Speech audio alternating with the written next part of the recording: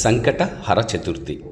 సంకట అంటే సమస్యల వలయంలో చిక్కుకొని ఉన్నప్పుడు భక్తులు ఎవరైనా ఈ సంకట హర చతుర్థి రోజున గణపతి అనుగ్రహం కోసం ఈ వస్తువులను దానం చేయాలి.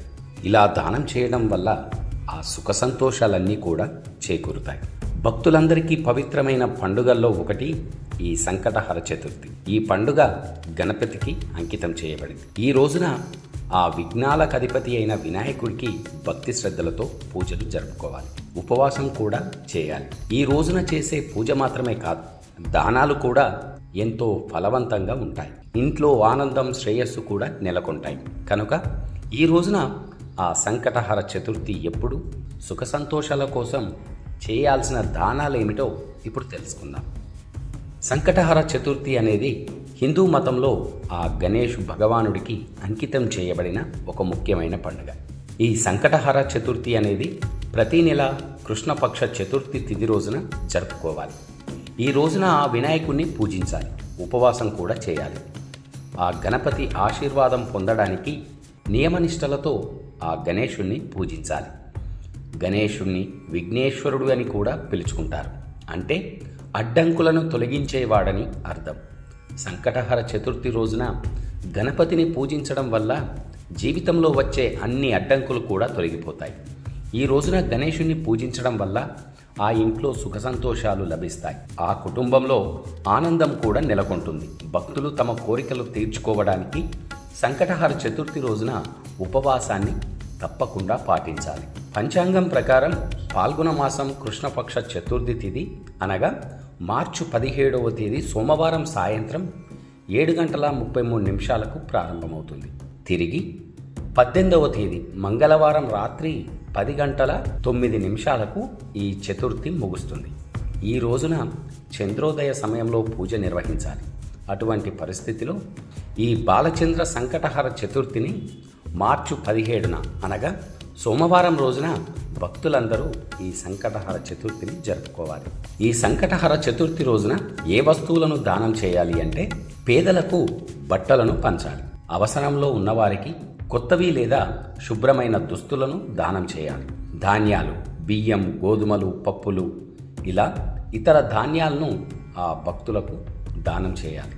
పలు రకాల పళ్ళను, స్వీట్లను ఆ గణపతి పూజలో సమర్పించి అక్కడున్న భక్తులకు, పేదలకు పంచడం ఎంతో మేలు చేస్తుంది. అవసరంలో ఉన్న పేదలకు డబ్బును దానం చేయాలి. ఇప్పుడు నడుస్తున్నది పరీక్షల కాలం కాబట్టి భక్తులందరూ అవసరం ఉన్న పేద విద్యార్థులకు పెన్నులు, పెన్సిళ్ళు, పరీక్షకు సంబంధించిన ఏదైనా వారికి విరాళంగా ఇవ్వండి. అది మీకెంతో మేలు చేస్తుంది కూడా. జంతువులకు ఆహారం, ఆవులు, కుక్కలు, ఇతర జంతువులకు ఆహారాన్ని దానం చేయాలి. దాహం వేస్తున్న వారికి నీరును దానంగా ఇవ్వడం ఎంతో మేలు చేస్తుంది. వారి దాహర్తిని తీర్చడానికి మంచినీళ్లను ఇవ్వండి. ఇది మీ ఎదుగుదలకు ఎంతో దోహదపడుతుంది. కాళ్లకు చెప్పులు లేకుండా ఇబ్బందులు పడుతున్న పేదవారికి, గుడి వద్ద ఉన్న ఆ పేదవారికి కూడా గొడుగు లేదా చెప్పులను దానంగా ఇవ్వండి. ఇది మీ విజయానికి ఎంతో తోడ్పడుతుంది కూడా. మీకు దగ్గరలోని ఆలయాల్లో నెయ్యిని దానం చేయండి. ఇలా దానం చేయడం వల్ల మీకు మీ ఇంట్లో సానుకూల శక్తిని పెంచుతుంది. బెల్లం దానం చేయడం వల్ల సమస్యల నుంచి ఉపశమనం లభిస్తుంది. ఆలయాల్లో బెల్లాన్ని దానం చేయండి, అదృష్టం కూడా కలుగుతుంది. ఇలా దానం చేసేటప్పుడు కొన్ని విషయాలను గుర్తుంచుకోవాలి ప్రతి ఒక్క భక్తుడు కూడా. దానం చేసేటప్పుడు మనసులో స్వార్థం ఉండకూడదు. నేను దానం చేస్తున్నాను కదా అనే అహంభావం కూడా ఉండకూడదు. ఎల్లప్పుడూ పేదలకు దానం చేయాలి. నా దగ్గర ఇంత ఉంది, నాకున్న దాంట్లో నాకు తోచినంతగా నేను సహాయం చేస్తున్నాను అనుకోవాలి తప్ప నేనే దానం చేస్తున్నాను, నేను దానం చేయడం వల్లే ఈరోజు అతను బతుకుతాడు అని ఇలాంటి అహంభావం ఏ ఒక్కరికి కూడా కూడదు. మనం దానం చేస్తున్నప్పుడు ఎవరిని కూడా అవమానించకూడదు. నువ్వు దానం చేసేటప్పుడు అతన్ని తీసుకోమని చెప్పి బలవంత పెట్టడం, ఖచ్చితంగా తీసుకోవాలి నువ్వు అని చెప్పి బెదిరించడం, ఇలాంటి పనులు అస్సలు చేయకూడదు. ఎవరి శక్తి సామర్థ్యం మేరకు వారికి దానం చేయాలి. నీ దగ్గర ఇంతే ఉంది, అందులోకెళ్ళి నీకెంత వీలైతే అంత, నీ మనస్సుకు తోచినంత, నీ మనస్సు నీకు చెప్పినంత దానం చేయి. అంతేకాని ఇతరులు ఏమనుకుంటున్నారోనని ఇతరుల మేలు కొరకు గొప్పలకు పోయి నీ శక్తికి మించి దానం చేయనవసరం లేదు. దేవుడు నీకు ఇచ్చిన దాంట్లో అక్కడున్న పేదవారికి నువ్వెంత దానం చేస్తావో అంతే దానం చేయి. అది ఆ భగవంతుడు గుర్తించి నీకు ఎల్లప్పుడూ ఆయన తోడు ఉండి నిన్ను నడిపిస్తూ ఉంటాడు. దాన ధర్మాలు రహస్యంగా ఉంచాలి.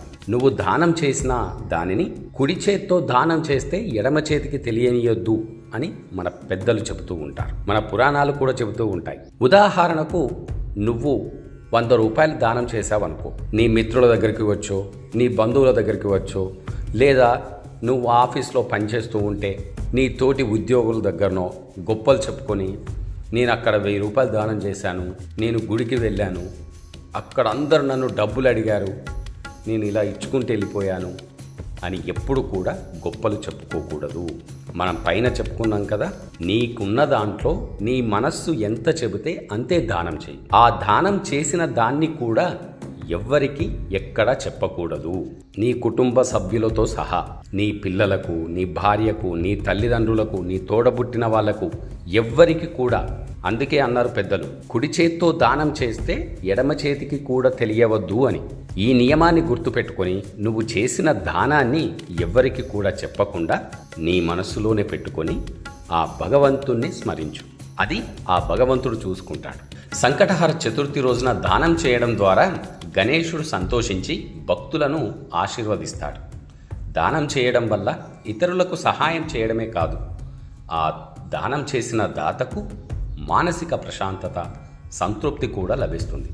దీనితో పాటు జీవితంలో వచ్చే అడ్డంకుల నుంచి కూడా విముక్తి లభిస్తుంది.